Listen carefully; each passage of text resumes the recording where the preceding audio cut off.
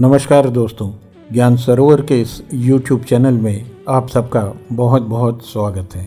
दोस्तों, अपने कथा सीरीज में आज हम बात करेंगे दान देने का जो सही तरीका है उसके बारे में।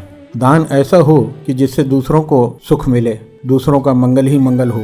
जितना आप परोपकार की भावना से दान करते हैं उतना दान लेने वाले का भला तो होता ही है, परंतु साथ में आपको भी एक असीम संतोष की अनुभूति होती है। इस कथा को सुनने के बाद हमें ये ज्ञान होगा कि हम लोग दान तो देते हैं, मगर वो दान करते वक्त हमारी भावना क्या होनी चाहिए, इस बात का ध्यान हमें हमेशा रखना चाहिए। दोस्तों, एक सेठ था, उसने अन्न सत्र खोल रखा था। उसमें दान की भावना तो कम थी, पर समाज उन्हें दानवीर समझकर उनकी प्रशंसा करे, वाहवाही करे, अखबार की खबर बने, ये भावना मुख्य थी। सेठ जी के प्रशंसक भी कम नहीं थे। गले का थोक का व्यापार था उनका। वर्ष के अंत में अन्न के कोठारों में जो सड़ा गला खराब अन्न बिकने से बच जाता था, वह अन्न सत्र के लिए भेज दिया जाता था। प्राय सड़े अनाज की रोटी ही सेठ के अन्न सत्र में भूखों को प्राप्त होती थी। सेठ जी के पुत्र का विवाह हुआ। पुत्रवधू घर आई। वह बड़ी सुशील, धर्मज्ञ और विचारशील थी।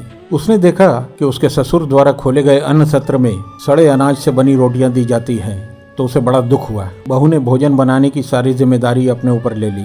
पहले ही दिन उसने अन्न सत्र से सड़े अनाज का आटा मंगवाकर एक रोटी बनाई, और सेठ जब भोजन करने बैठे तो उनकी थाली में भोजन के साथ वह रोटी भी परोस दी।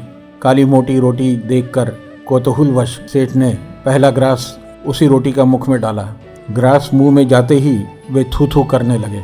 कौर को थूकते हुए ऊंची आवाज में बोले कि बेटी, घर में आटा तो बहुत है, ये तूने रोटी बनाने के लिए सड़े अनाज का आटा कहाँ से मंगाया? पुत्रवधू बोली कि पिताजी, ये आटा परलोक से मंगाया है। ससुर बोले कि बेटी, मैं कुछ समझा नहीं। बहू ने कहा कि पिताजी, जो परोपकार, दान, पुण्य हमने पिछले जन्म में किया, वही कमाई हम इस जन्म में खा रहे हैं, और जो हम इस जन्म में करेंगे वही हमें परलोक में मिलेगा। हमारे अन्न सत्र में इसी आटे की रोटियां गरीबों और ज़रूरतमंदों को दी जाती हैं। परलोक में केवल इसी आटे की रोटी पर रहना पड़ेगा। इसलिए मैंने सोचा कि अभी से हमें सड़े आटे की रोटी खाने की आदत डाल लेनी चाहिए, जिससे कि बाद में हमें कष्ट नहीं होगा। सेठ जी को अपनी गलती का एहसास हुआ। उन्होंने अपनी पुत्रवधू से क्षमा मांगी और अन्न सत्र का सारा आटा उसी दिन फिकवा दिया। तब से अन्न सत्र में गरीबों को, भूखों को अच्छे आटे की रोटियां मिलने लगी। दोस्तों, दान करते समय ये भावना नहीं होनी चाहिए कि लोग मेरी प्रशंसा करें, वाहवाही करें, अखबारों में मेरी फोटो छपे या इस बात की खबर सुर्खियां बने। दान करना चाहिए, मगर दान का असली महत्व यही है कि हमें किसी ज़रूरतमंद की मदद करनी है, न कि अपने नाम का झंडा फहराना है। आशा करता हूं दोस्तों कि आपको ये कहानी पसंद आई होगी। कृपया करके हमारे इस YouTube चैनल को लाइक, सब्सक्राइब और शेयर ज़रूर कीजिएगा, और कमेंट्स बॉक्स में जाकर अपनी राय व्यक्त करना न भूलिएगा। धन्यवाद। जय श्री श्याम।